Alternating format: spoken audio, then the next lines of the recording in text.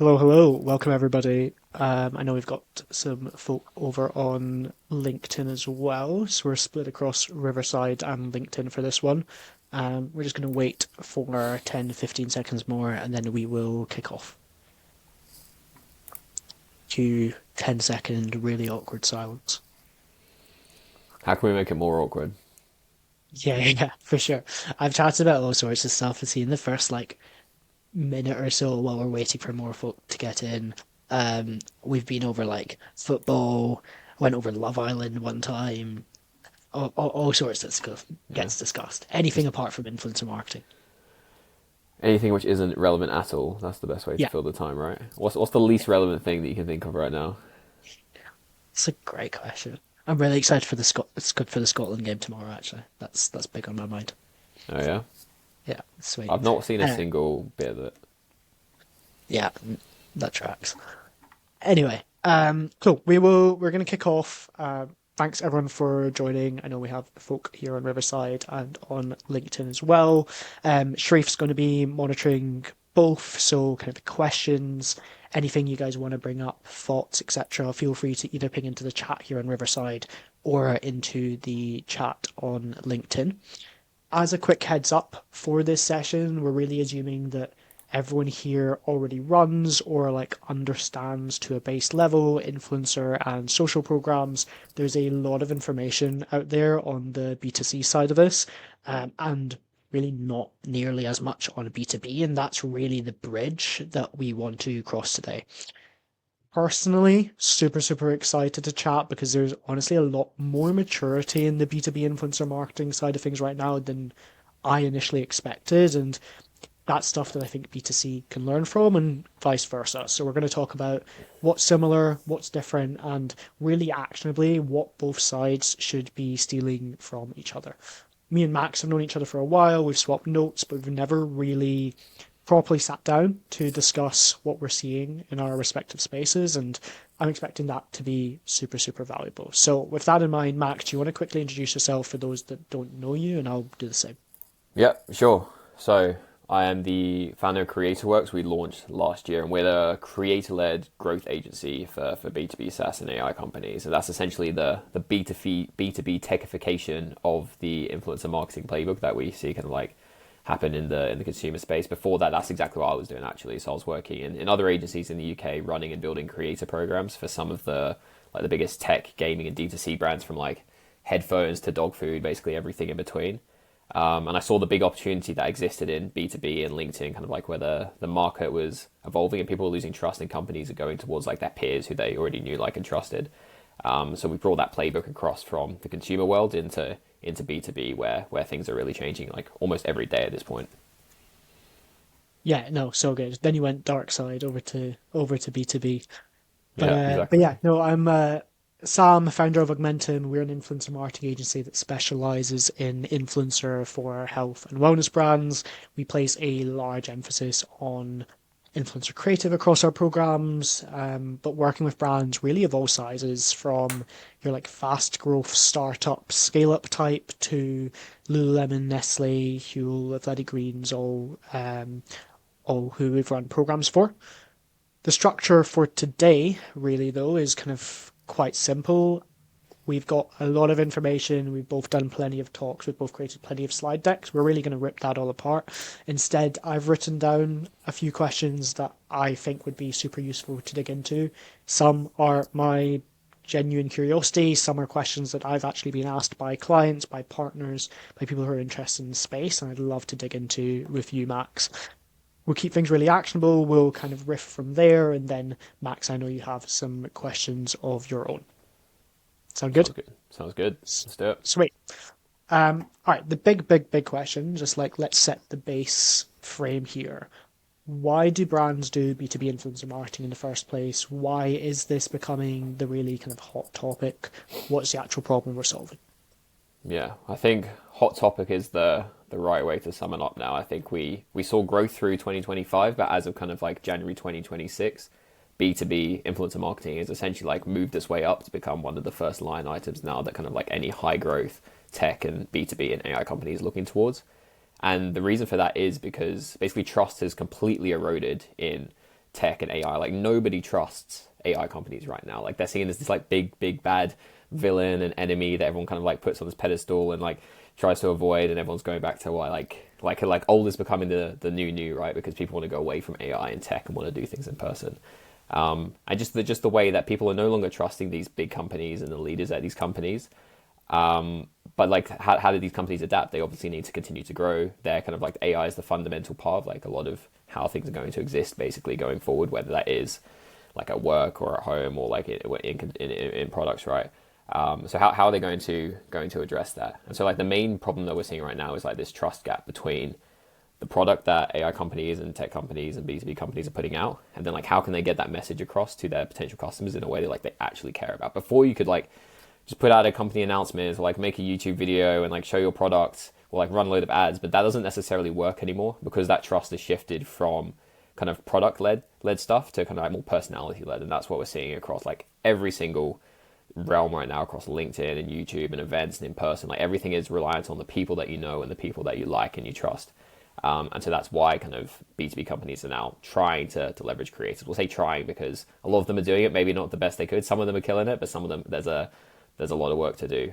So trust is the main one, but then also kind of like all these other factors that come in when you work with creators in like a B2C sense is now coming across to B2B. So like how can we differentiate ourselves when everyone can spin up like a product overnight, right? Like with Lovable, you can make anything in 2 hours.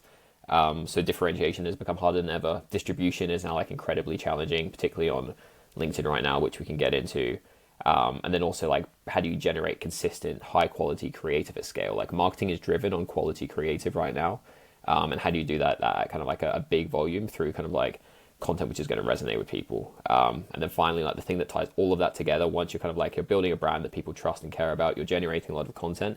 How do we also bring that into like an AI discoverability strategy? Everyone's giving their 2 cents on AEO. No one actually knows what works. Like everyone's just pulling it out of nowhere, and like you can fit the data to whatever you want it to be. But one thing we do know is that the vast majority of AI cited content is from like third parties as opposed to the company or brand itself. So how do we just like appear everywhere all at once and make it seem like everyone is talking about us all the time? And that's how you can use creators for that. Yeah. You know, it's so interesting hearing you talk about B2B in exactly the same sense that, I mean, we were both having discussions about B2C influencer marketing maybe 4 or 5 years ago.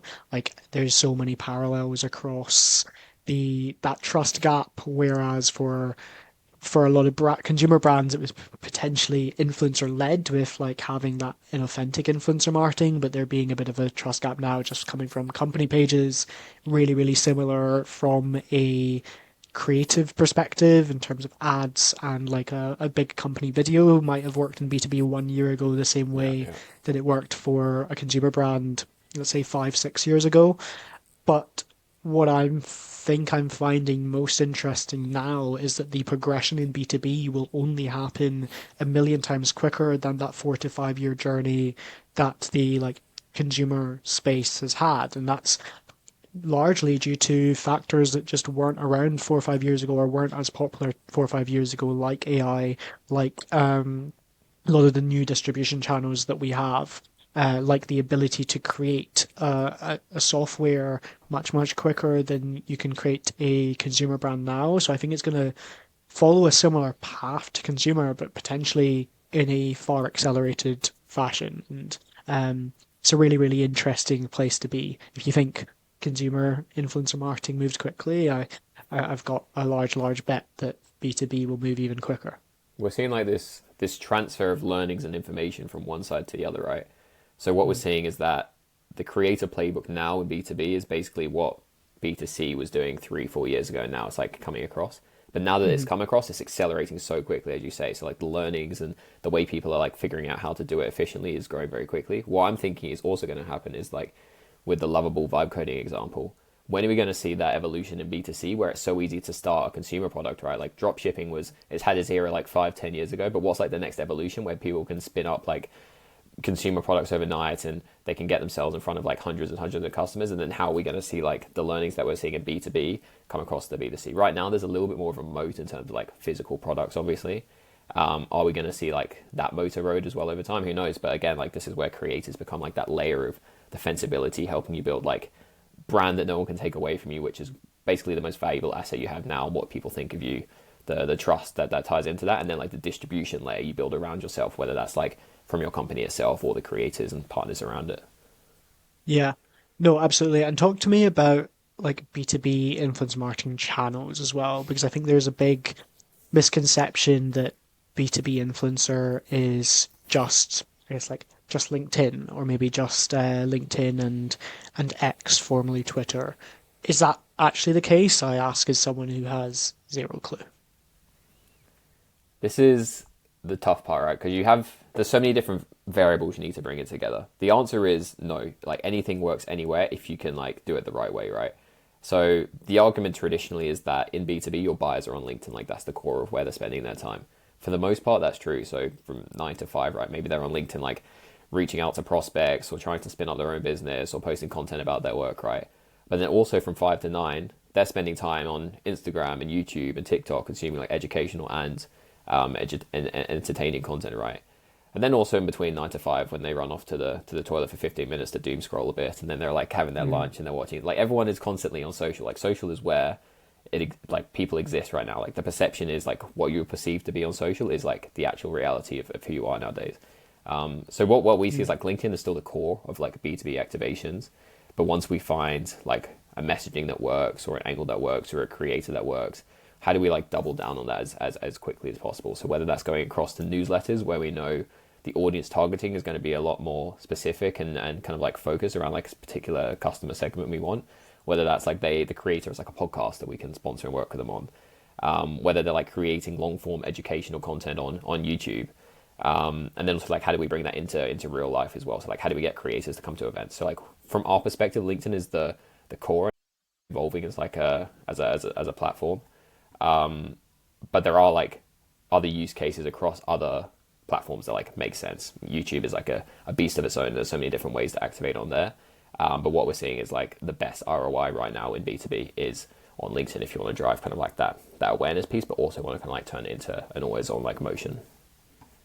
Yeah, no, makes a heap of sense. And just a heads up, I've lost your video if you want to fix that while I'm having a bit of a yap because like for me, what you're talking about feels like the extension of like B2B has seen this big investment into organic social and like owned content creators recently. I think there's a lot of examples like Kinso is the one that's always top of mind for me for in Australia.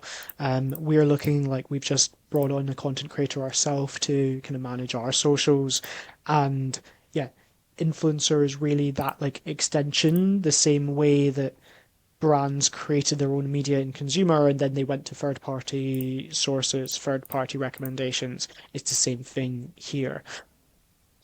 The really interesting part that I think that most are avoiding slash kind of like playing blind to is the really simple fact that your customer in 10 years time is so much more social first than your customer now. And so if you're playing the long game, which like we certainly are, we're looking at how do we start to make an impression on that next generation of decision makers that are maybe now in their late 20s and open to receiving information on kind of like Instagram and TikTok, but then have enough of an impression on them that in when they're in their early 30s and they've maybe moved up a couple of rows and they've got a seat at the decision making table, which is how we look at it from like a lead acquisition channel, they have had 3 to 4 years of exposure through mediums that they actually like to be on. Like, I think we're going Mm-hmm. to see this massive maturing of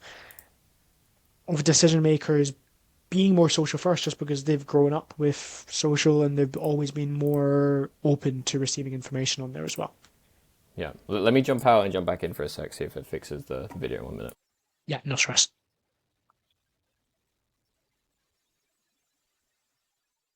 Adiós. Hi. If you thought it was an awkward silence when we first started, wait until one of the two hosts has to leave and rejoin.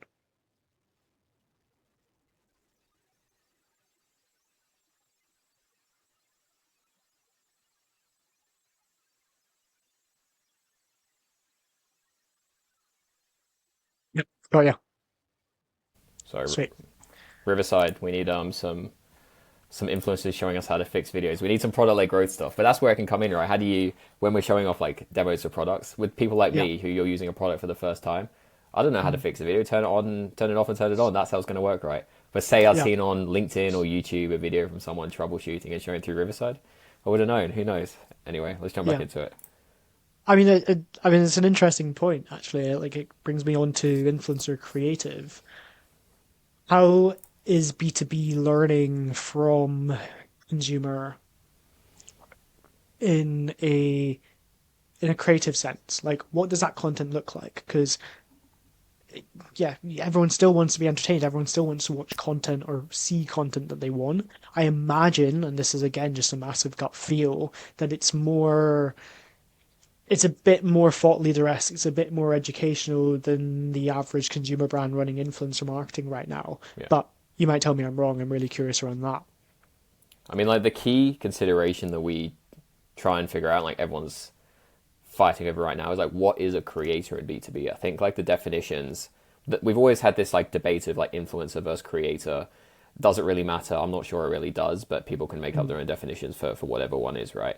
But in B2B, that like that definition becomes even broader, right? Because we have industry thought leaders who like are talking about the work they do day to day and how they're kind of like going about their work. We have like actual executioners and practitioners who might not even consider themselves a creator. They're just like sharing what they do. Maybe like they built something new, or they're like running a meeting a particular way and they just like posted about it on X or LinkedIn or whatever it is, right? And like this is just like how they do things. And that's why I would find like a lot of the people we work with don't even consider themselves creators. They're like, oh yeah, I'm like a CMO, but I'm just like kind of sharing Mm. stuff on LinkedIn. And so because of that, the like style of content that you get in B2B can vary a lot more, right, than what we Okay. see sometimes in B2C. And like how do we both adopt like different styles of content to like drive different like objectives, right? So maybe we have like a big like campaign event for a business, like they're launching a new product feature. That's when they tend to bring like a lot of creators in to help amplify that. Do we want to do these kind of like organic posts of someone sharing their experience using the product and put a Loom video and show them walking through it? And this is the use case that I found that was useful. Do we want like a more kind of like focused approach and everyone's kind of like sharing the same message? Or do we want people to just kind of like go completely free will and like go crazy with lead magnets or whatever, right? There's so many different levers you can pull in terms of like the style of content. And so it's not as much the here's a product that I used, here's why it's great, problem, like agitate solution, because the journey is Mm. so long and there's so many touch points like in a buyer journey of B2B. So how do we make sure that we're like hitting all the different points we need to throughout that? Like people are seeing a piece of content 6, 7, 8, 9, 10 times right from a brand before they even like might think they like remember the name. So how do Yeah. we hit them from different angles and different ways with different creators, different pieces of content, different platforms even, to show that like this is a use case, this is what our product's for, and so forth. It sounds like B2B influencer has even more attribution issues or attribution struggles than we have for consumer, and that's always a really fun topic, which we might get onto down the line. But you've kind of outlined one really core difference there on B2B versus B2C, and that's the variety in different content types and the strategy having to be quite a bit broader, almost as if you're working with, I mean, I'll take a consumer example, but almost as if you're working with a really, really high AOV product, but then you're not able to, I guess, like show it physically as much, and there's potentially not as many content angles. You have to get a lot more creative, I'd imagine, than in B2C. What are the other core differences? You've been on both sides of the coin there. What else has shocked you or is interesting about B2B that doesn't exist in when you were kind of running B2C influencer programs in a previous role? Mm-hmm. So having run B2C programs for like billion-dollar tech companies down to like scrappy e-com startups, there's actually probably a lot more similarities than you think, but like the differences are really stark. So like the key difference obviously that everyone always goes to immediately is like, oh, like the buying journey is so long, like how am I gonna nurture people throughout this whole thing? And that's where we bring in like different uses for influencers, and like different ways throughout the strategy. The key kind of like similarity we're seeing like on the contrary to that is like how platforms are actually like adjusting, right? So LinkedIn is essentially looking more and more like Meta every single day, where they're becoming this like personality driven daily day in my life, like this is what I'm doing, this is what I'm sharing. platform on organic, and then they're also bringing in as of recently like their own creator marketplace, very similar to how these like traditional B2C platforms have, where people can go in there and find their own creators.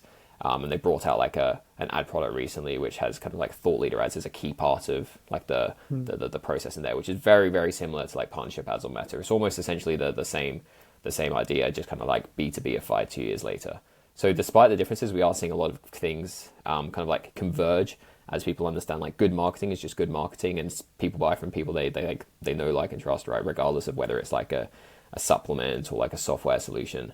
But the one thing that you do really have to consider, even if things are very similar, is just like the actual way that you kind of like position yourself in like pieces of content, right? So in kind of the consumer world, you can be a lot more direct, and like some brands have, like, I'm sure you've experienced, you can go and touch on it later, like going into like TikTok Shop or affiliates, and you can build like these massive content engines, very direct response, very much like here's a product, this is the link to buy, this is the affiliate code, whatever it may be. In B2B, you have to be a little bit more nuanced in how you do that, particularly if you're kind of more of like a sales-led company. The way that you kind of position yourself in content is very different, and the creators you choose are different compared to like maybe like a product-led growth company where it looks a lot more like consumer. And I think the similarities are really like coming through if we look at D2C brands and like product-led companies in SaaS, and like kind of like on the edge of like that prosumer boundary.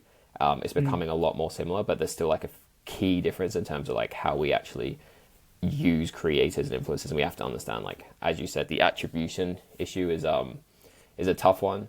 And so like when the sales cycles are longer and there's more like stakeholders even to consider the buying decision, it becomes pretty tricky in terms of like how do you actually measure that thing. But in terms of like how you guys are measuring in B2C, I'm sure like Yeah. there's probably some overlap in how the different things that you consider, right? So how do you bring that across, and how have you been finding that most effective recently, and what could like we potentially take into B2B? Yeah, it's super interesting. Like influencer attribution is the number one topic on everyone's lips now at the moment, especially in consumer. We've got past the whole like does influencer marketing work question, which is great. But now it's a case of like is this influencer strategy working? Because we know influencer can work, but like, are we doing it right? Or is this specific part of the strategy working? Should we move more budget to a different part of the strategy? And so it starts to become in-channel questions rather than brand-wide questions. Not like should we invest money into influencer, but how in influencer should we invest money? And the reason why I bring that up is because that completely changes how you build your modeling. Um, when I say modeling, quick one or two lines is that like there's no perfect model. The best model for your business is the one that allows you to make the right decisions quickly with asterisks in both. That is never going to be perfect, but like allows you to balance speed of movement and get at least like directionally correct. Um, but with that in mind, the main approach that we're seeing now at the moment is a bit of a triangulation approach in B2C, which is taking our floor, taking our middle ground, and taking our ceiling. What I mean by that is our floor is our like last click attributed revenue for links and code usage. Everyone knows that to completely under attribute the channel, but is a really direct floor. From there, we will layer in a post-purchase survey data. So if we see that increasing, or if we can take that as a percentage of people who have come from unknown, direct, or none sources, and that gives us the next like 30 to 50%. And then from there, we can triangulate that with either mixed marketing modeling data, which I've got a lot of thoughts on that we've been over in the past, but I think requires a fair amount of variance in both budget and strategy to actually make work properly.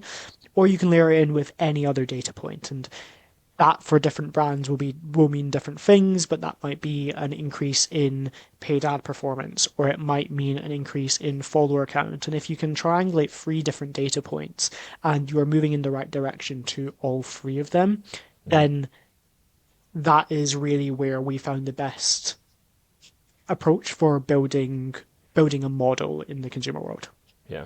I like to think of it as there's no like surefire way to show that this is like working. You can't put a CAC number Mm. particularly on in B2B like this post has generated us X amount of leads. It's very, very difficult to do. You can have a shot at it, but I like to think of it as like how can we paint the best picture possible of what's really happening now. So if we arm ourselves with like enough data and enough understanding and enough like pieces of content and creators to start making like really strong assumptions as to whether like this thing is working in like the wider scheme of like our marketing and the growth strategy, whatever it is.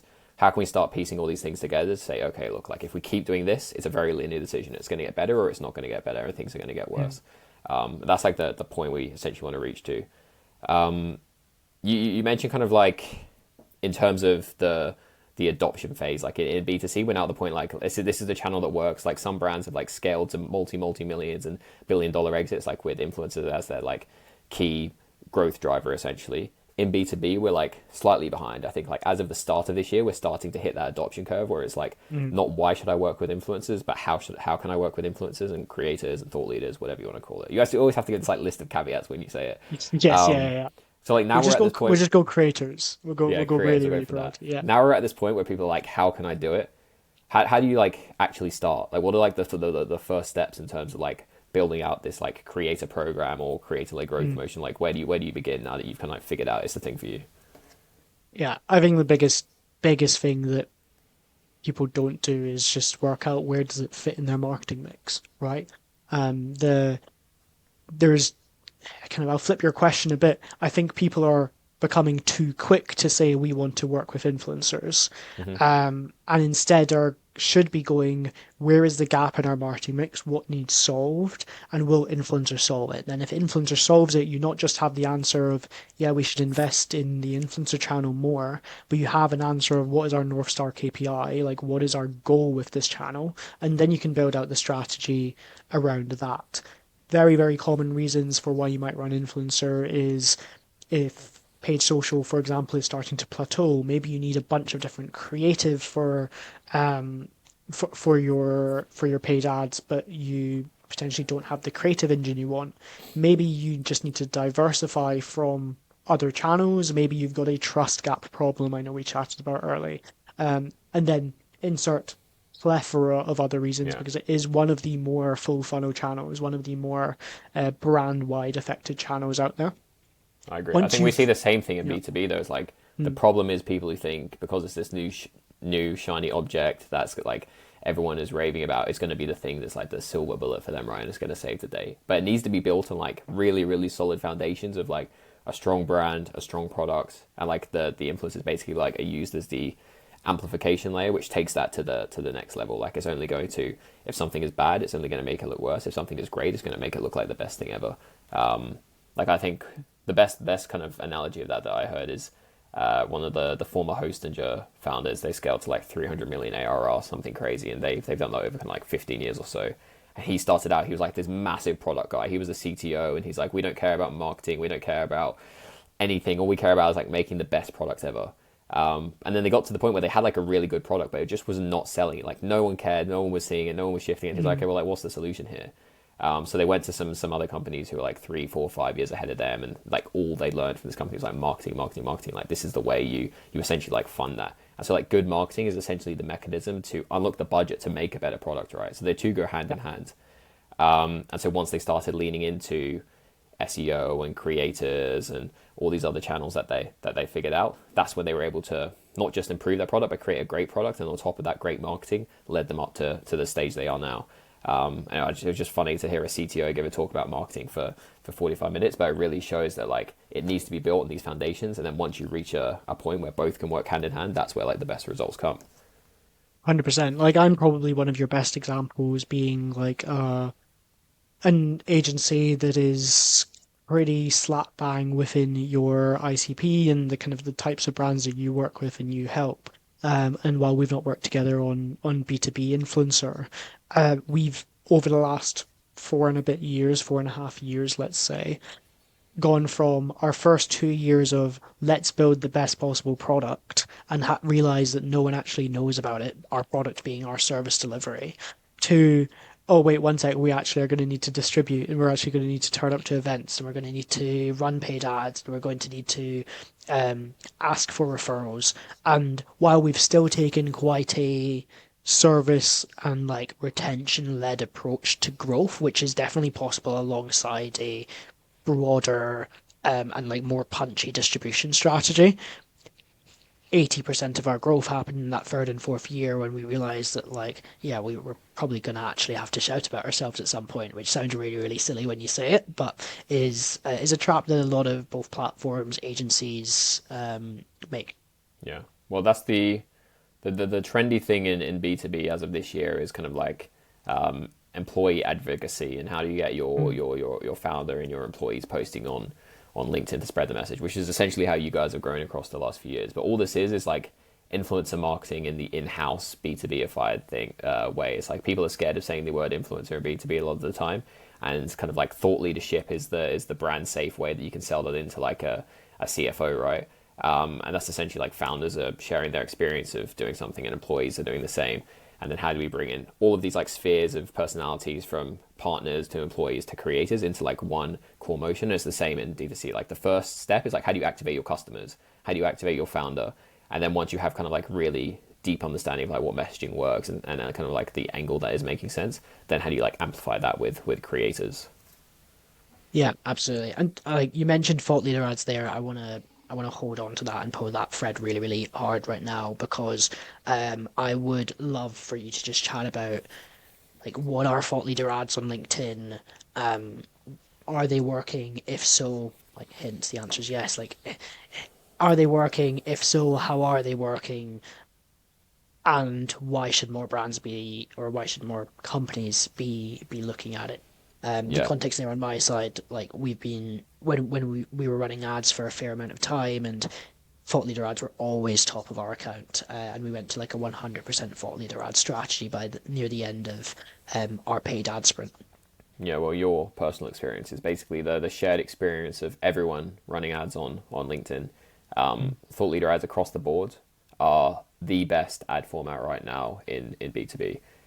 So there's a few factors. The first one is that organic reach is basically getting throttled by LinkedIn right now. I've spoken to a few creators this week who have 50,000, 100,000, one even has 500,000 followers on LinkedIn.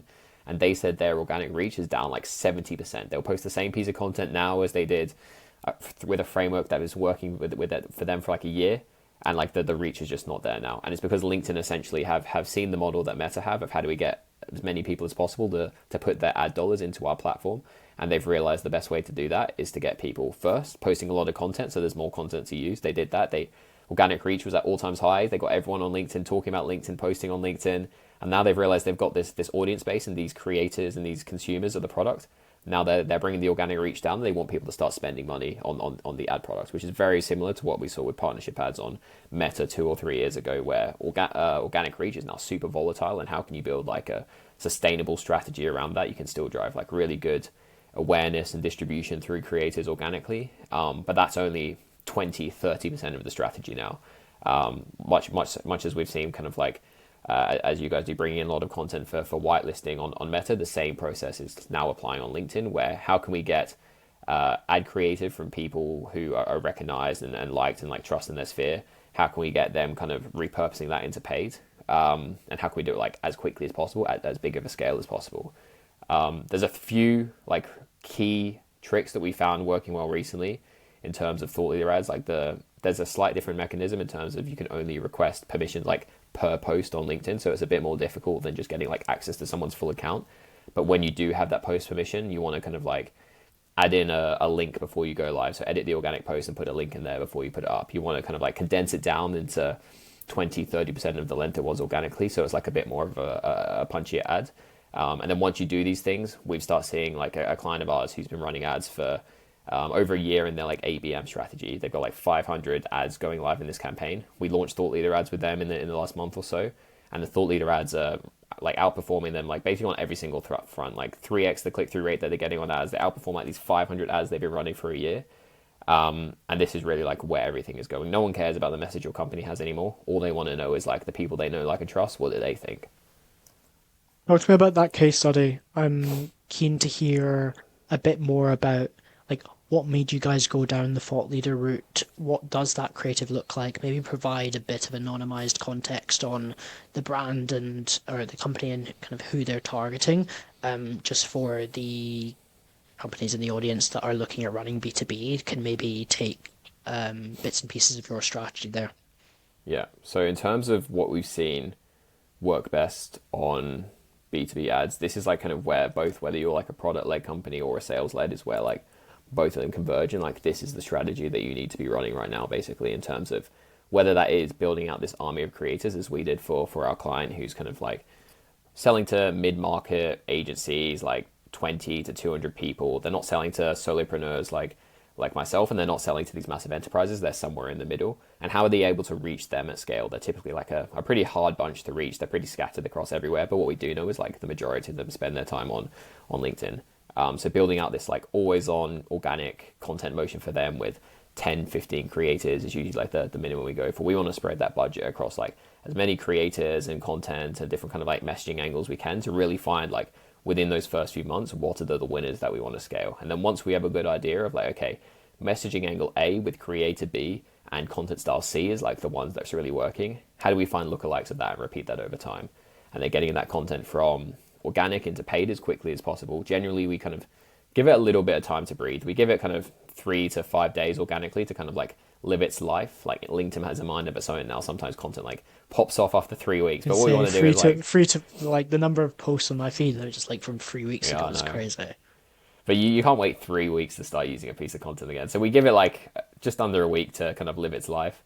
And then we get that across into thought leader ads as quick as possible. And what we're seeing right now across every high growth company on LinkedIn, whether you look at companies like Instantly, who are running over 1,000 ad creators right now on LinkedIn, and every single one is a thought leader ad from their founder or employees or creators.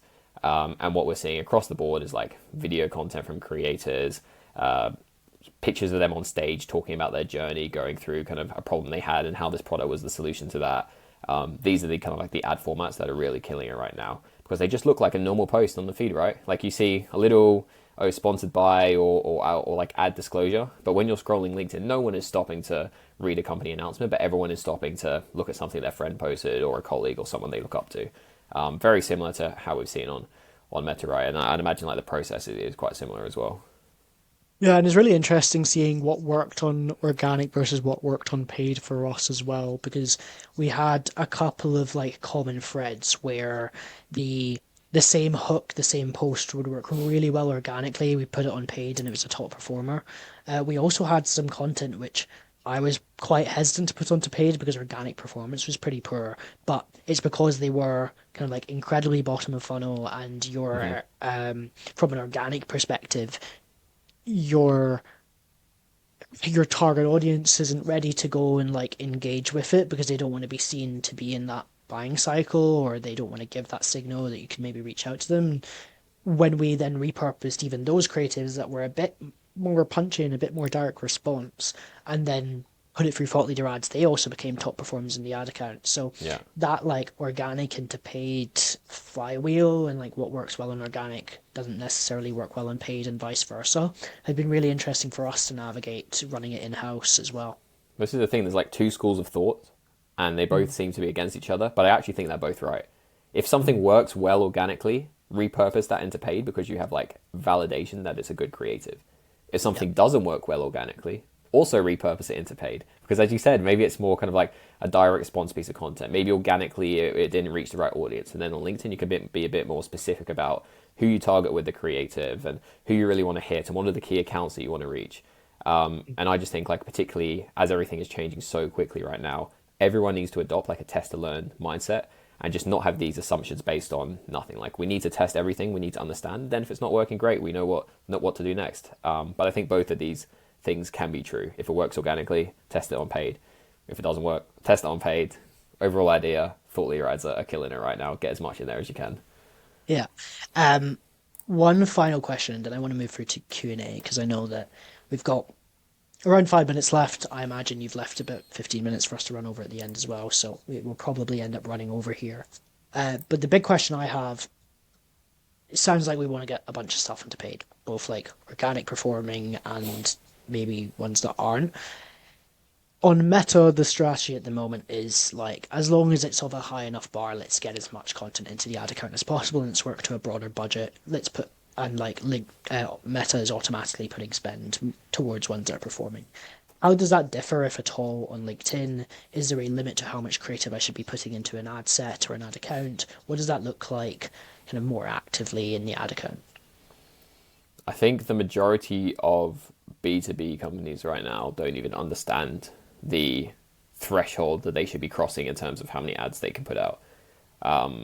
I've seen a direct correlation between the highest growth, most ambitious, most successful businesses right now. You look at companies like the Lovables, the Notions, the Instantly's, like they have this massive marketing engine and they're doing everything right.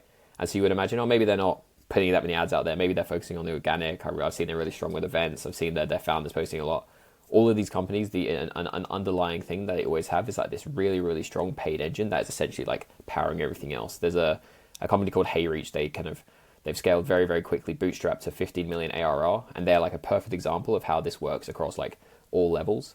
And they built like this content flywheel where they're not just like letting something live and die on organic, they're getting everything going. So they're working with creators, they're interviewing them, they're turning that interview into a blog post, they're turning the blog post into a newsletter, the newsletter becomes 4 LinkedIn posts, and then the LinkedIn posts become a YouTube video, and then all of that becomes an ad, right?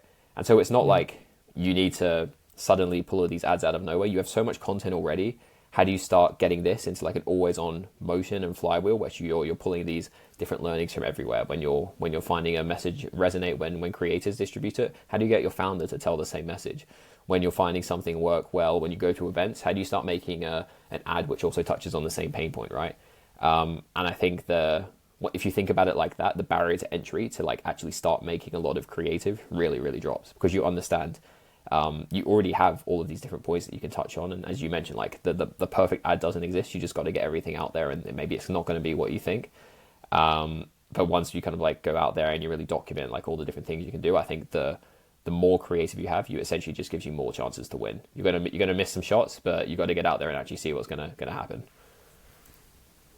Yeah, no, absolutely. And you've just reminded me to go back through all of my LinkedIn posts for the last 4.5 years and start to pull out some common threads, because I've got a couple top of mind, but it's nowhere near as data backed as I'd like it to be. So appreciate that. You've given me some homework. Yeah, good luck with that. Appreciate it. Awesome. Well, we're gonna wrap up there with the main show. I know we're approaching time right now, but we're good to kind of just stay on max for maybe another 5-10 minutes if you are. I Yeah. know we have Sharif monitoring LinkedIn as well for questions, and then we've got a couple of folk here through in Riverside as well. I'd love to open the floor. I feel like we can learn a lot from other industries. It's a big focus for me, is taking stuff from other channels, other brands, other businesses with different focuses and trying to bring that through into what we do. And so please do make sure to ask Max for insights, even if you're B2C, ask me for insights, even if you're B2B. I think there's a lot we can learn from each other on how the other side is approaching this. But yeah, if you have any questions, feel free to unmute, camera on, and chat, or just put them through into the chat. And then Sharif, if you get any on LinkedIn, maybe just copy and paste them in here into the Riverside chat.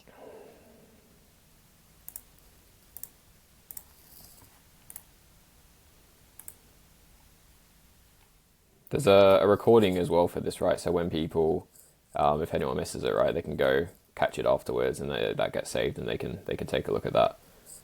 Yeah, absolutely.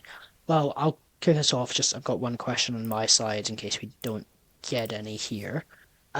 What is, Max, the one shift that B2B teams need to make in 2026, 2027, on for the rest of this decade, really, if they want to scale profitably through creators?